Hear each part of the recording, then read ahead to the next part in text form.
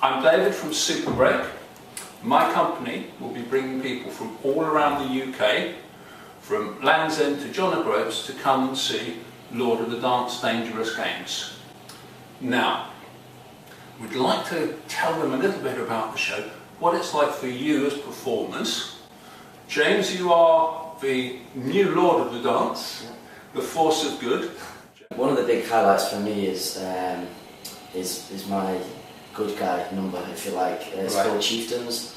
It's an a cappella piece, so you have 14 guys on the stage, including myself, and we all just basically make lots of rhythms, lots of sounds, hand claps, shouting, and the response we get from that at the end is, as you would say, like hairs on the back of your neck. That response that James refers to, you can't imagine. It is so powerful when that audience as one, it's amazing.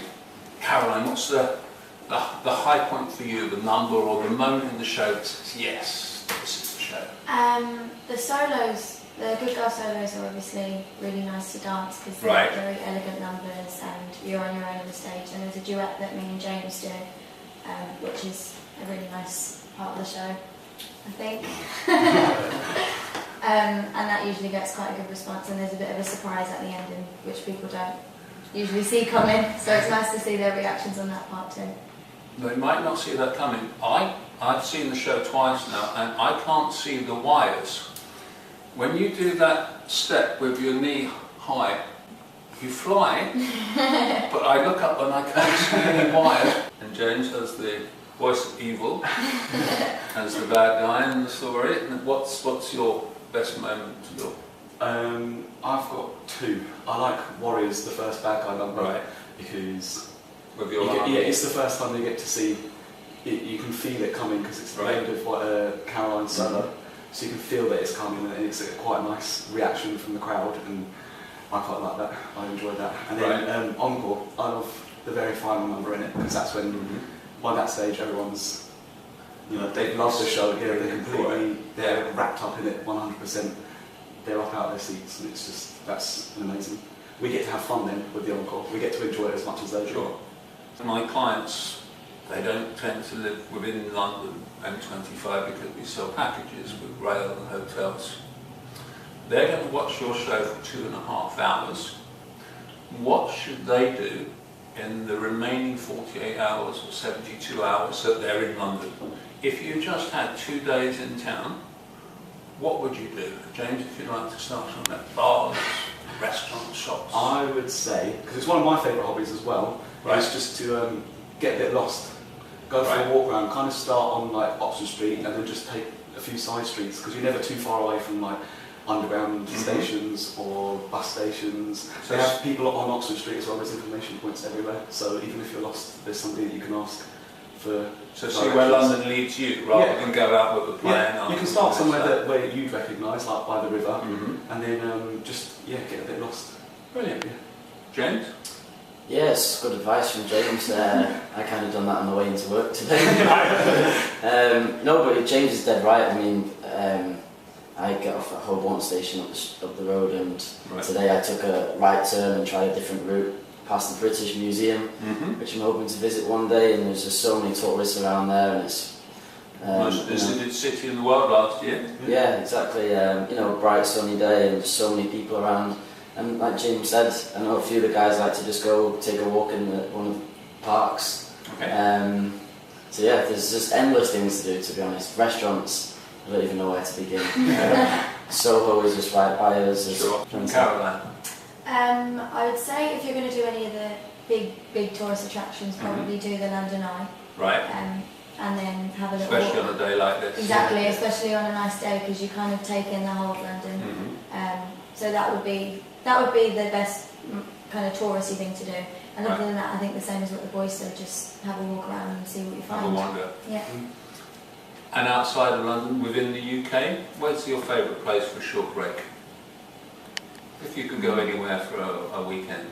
I've never been, but probably the Cotswolds, because I've heard loads about it, and it's meant to be really nice in the summer, so I agree. I'd probably say that. Okay, and James, for yourself? It's a tough one. I was recently in the Lake District, because I'm from Manchester, so it's not too far from me. Don't know if people like it's great for walking or some nice spa hotels. One of my colleagues spent Easter there. It looked like Switzerland. Yeah, exactly, yeah. But yeah, there's so many places down south. Our choreographer Mary Duffy is from Poole. Right, beautiful. Very nice down there, yeah. The Dorset beaches. Exactly, yeah. Anywhere on the south coast, so many places, it's hard. And James? I like Glasgow. I like Scotland. Right. So I've had. With all my cast interviews, no one said Glasgow yet. No, I like Glasgow. Seriously, I'm a big fan myself. Yeah, it's nice. And Edinburgh. Edinburgh's really nice. Sure. The weather doesn't really lead to weekend breaks, but it's nice. And if we were to go outside of the UK, across in Europe, short breaks? I would say Salzburg.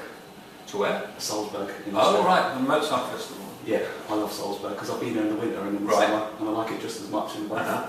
So that's, yeah. Okay. The Europe breaks, where would you go? I would go. We've spent a lot of time in Germany with the show in recent years, so we've become quite familiar with it. So I like Munich. It's quite.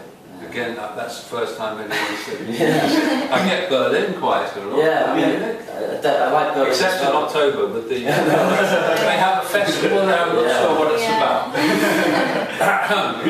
And Caroline, European bikes. I was actually going to say Munich. Munich? Yeah. Fantastic. Anywhere in like the south of France. This is France a broadcast on behalf of the Munich Board. Right, some very easy questions to end up with.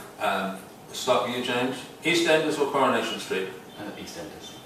EastEnders or Coronation? Come on, from Manchester. Need you ask. Coronation Street. Got it. Okay, Caroline. EastEnders. Okay. This will be a trickier one.